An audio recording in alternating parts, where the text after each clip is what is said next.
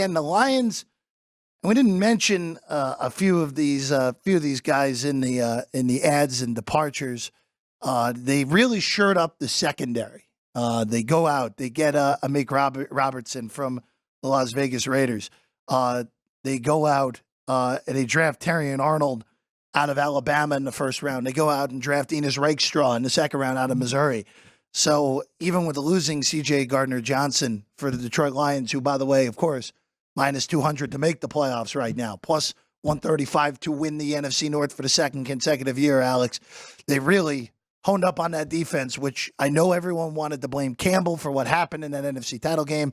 No, they lost the game because their defense, in part, helped blow a 17-point lead to San Francisco, and they really shored up the defensive side of the ball in this offseason. And really, that was their only problem, was the defense, right? Detroit, second best in yards per game at 384 in the league. Sixth best in rushing yards per game, 134 per game, and third best in passing yards per game at 260. So offensively, we've seen this team. I mean, they have been very good for the last few years, and it has been their defense that has been struggling. Last year, they did finish 23rd in total yards allowed, so that is not great. But with those moves, I think that this is going to be a big improvement for them. This is one team where you don't have to worry about any coaching changes. So same head coach with Dan Campbell, same OC, Ben Johnson, and DC with Aaron Glenn going into his fourth year here with them. So I like the Lions a lot. Here at South Point, you can still get them to win the division at plus 145, kind of jumping ahead again. But I know this is a really tough division, and they're definitely going to have a tougher schedule than the rest of them, but I think this is still their division to lose. I think plus 145 is a pretty good price there, especially when you look at other divisions. I mean, the Niners minus 225 to win their division, and this is a team that played the Niners in that game. You know, they're your NFC North odds right now, and we'll get the Packers tomorrow along with Minnesota. It'll be a double dip tomorrow for us on both of these teams. Again, schedule this week, same as last week on Racing's on Friday so we'll only be 30 minutes on Friday. We'll have a full hour, thankfully, tomorrow to go through a lot of things on a Thursday here on Sports by the Book. I think it's just all, and again, we look division to division. Detroit, there's still, I think, a little bit of the market that is not 100%. Hey, was that the peak for this Detroit Lion team getting to the NFC title game? My big question mark, and then you see it on the numbers on the right, is Jared Goff. Is Jared Goff capable of being as good as he was a year ago yet again? Because remember, we saw it in L.A. I mean, remember, the Rams are in the Super Bowl with Jared Goff. They're in the Super Bowl. And then the wheels started to come off after that appearance in the Super Bowl. That, of course, that horrible 13-3 game against New England that the Patriots won in that Super Bowl in the 2018 season. That's really the whole question mark for me. I don't know what I'm getting from Goff. Am I getting the guy last year who was a legitimate top 8 quarterback in the NFL? If I am, you know what? Detroit's probably playing in New Orleans in the Super Bowl. They probably are. They're probably getting out of there because even with a team that, look, we saw last year, I thought they were going to fall a little flat because everyone was a little too high on them. Yep. They handled the expectations unbelievably well last year. Remember, 2 years ago, they were the team everybody said, oh, they're going to be the surprise team. They got off to that horrible start and ended up 9-8. They have handled expectation actually pretty well.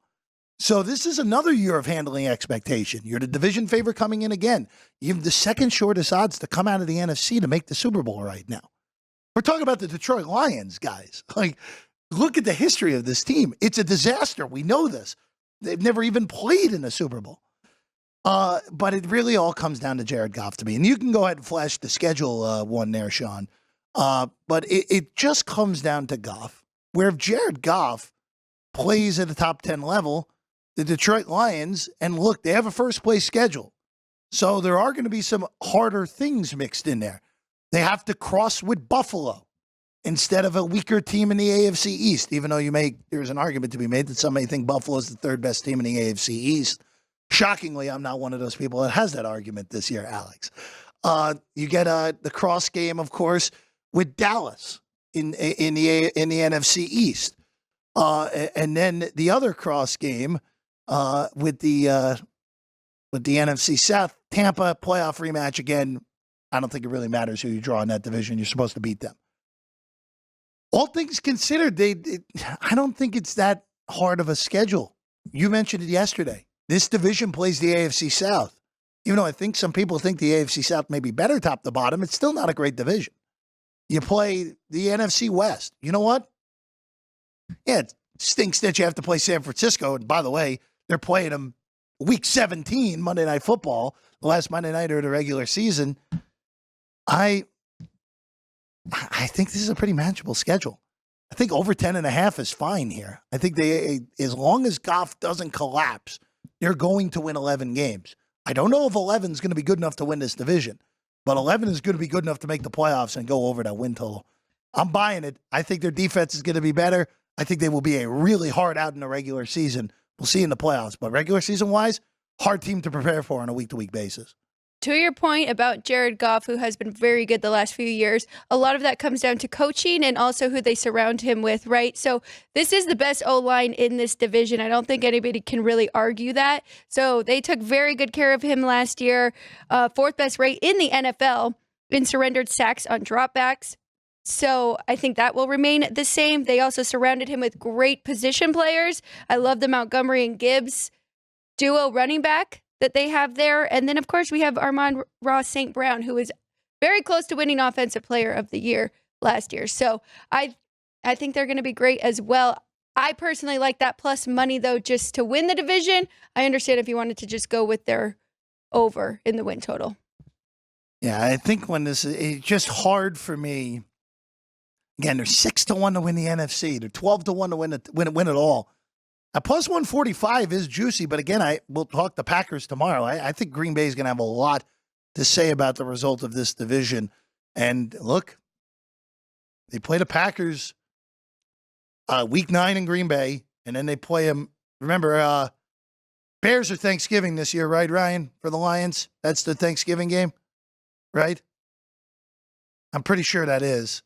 That they go Thanksgiving against the Bears and then flip around because the Packers play on Thanksgiving night against an AFC team. I have to double check that. We'll have the Green Bay schedule tomorrow. But that is, look, that's a tough back-to-back. And it's a real tough 4 straight games, in all honesty. Play the Bears twice and then played Buffalo mixed in there as well.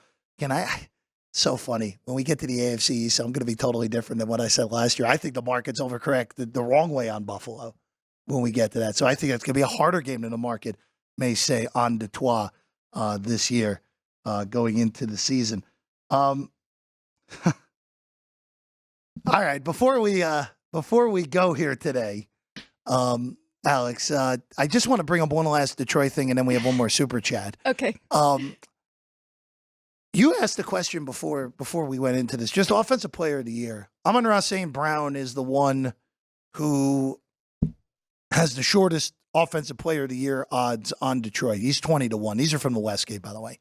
Jahmyr Gibbs is also in there at 25-1.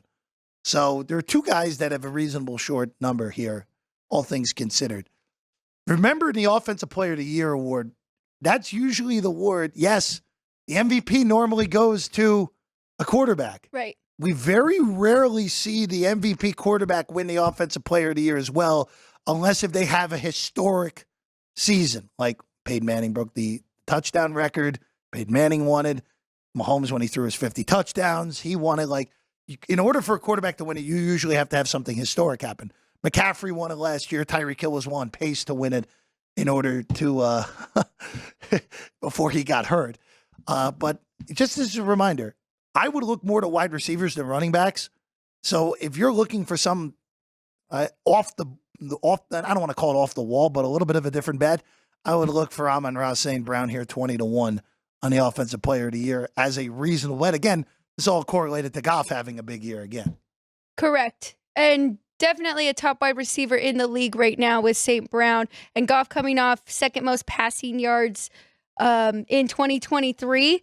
Of course, he does have some other good weapons, and Sam Laporta had a great year too, but I could see that going down a little bit, defenses being prepared for that, and then going to St. Brown more. So that 21 is definitely tempting, and I think a good bet if you wanted to make an early one. Aiden Hutchinson sitting there at 14-1. Again, he's out of that collection of, there's a big collection at the top right now. He's just on the outside of that. Goff's 30-1. I wouldn't bet that. Campbell, I didn't even check Dan Campbell's coach of the year because we ran out of space there. But I would not bet Campbell coach of the year because he runs into the problem that teams with expectations run into. Right. Where when you have expectations, you're supposed to go 12-5. I agree. If you're Detroit. If you don't go 12-5, that's a disappointment. Unless if the Lions go like 15-2, which I don't think happens, that's going to be the scenario where Campbell could possibly win it. I don't think it's worth it. Campbell, where is man Campbell? 25-1. Yeah, not good enough price. Not a good enough price for me. Hi, everyone. I'm Jeff Parles. And I'm Alex White. Thank you for watching this clip of Sports by the Book. Please like the video, comment, and subscribe. We live stream the show right here every day on this channel. Also, you can catch the podcast version on your favorite podcast platform. All the links are in the description below. We appreciate you, and we'll see you next time.